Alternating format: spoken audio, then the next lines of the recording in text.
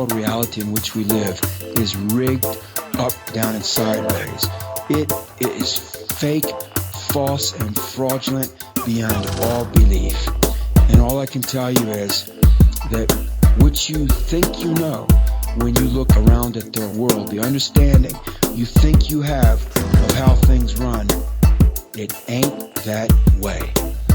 I'm just scrabbling around in the dark trying to piece it together. We're doing the best we can with insufficient data points, and that is by design. Wait, you gotta know, just so you understand. We've been fed a lie. We've been fed... It's a point of view thing, I think. Earth has been misrepresented to us by geologists. Hey, this is Chubbs, and welcome to the 5th edition of CBS World News. So, taking what you've just heard into consideration, do you think maybe they've been lying to us about the shape of the world that we're living on? Maybe the world's flat. There's been a lot of internet debate going on about this recently, and it's caught my interest. I'm always looking for a good conspiracy theory, and I'm always looking for something to call bullshit on. And I've been looking at some of the flat earthers or ball earth skeptics research recently, and they make some good points. Looking back on it, it's amazing that I've never actually questioned the ball earth model and everything that goes with it. It's been so ingrained since childhood. Why would I even think of it? I reckon all these guys that have started the ball rolling, no pun intended, deserve a bit of credit for just having the balls to ask.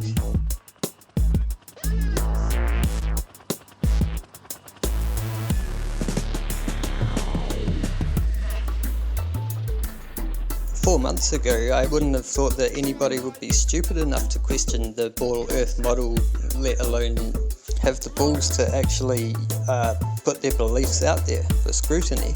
And just the mere fact that the debate is still alive, it seems to me bears testament to the fact that some of these arguments are worth looking into.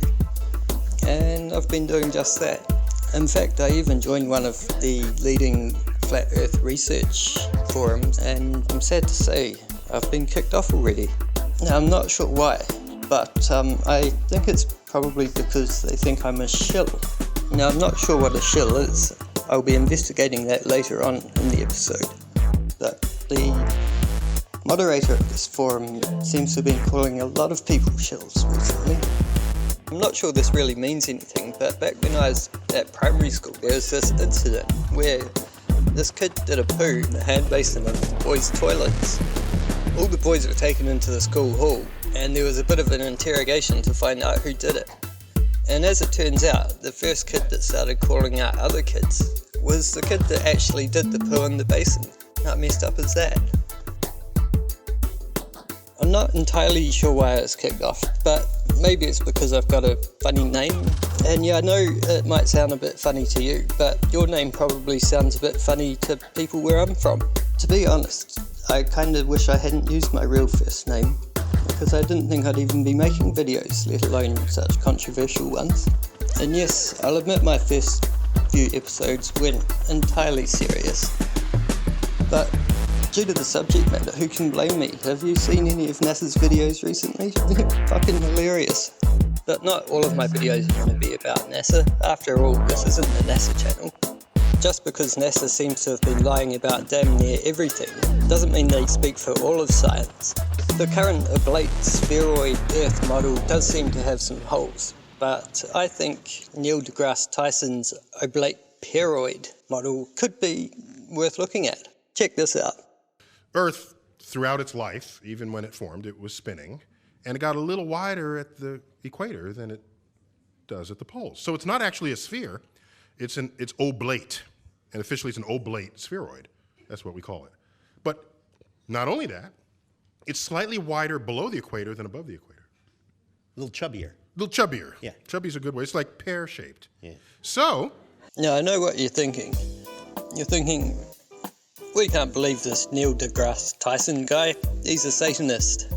Now, don't jump to conclusions. Just because he makes the same funny hand signals as all these people who have admittedly sold their souls to the devil doesn't mean he's a Satanist, necessarily.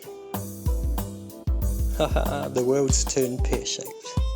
Metaphorically maybe, but physically, nah, I doubt it. So, is that guy a shill? I've heard that word bandied about a bit recently in a lot of different contexts.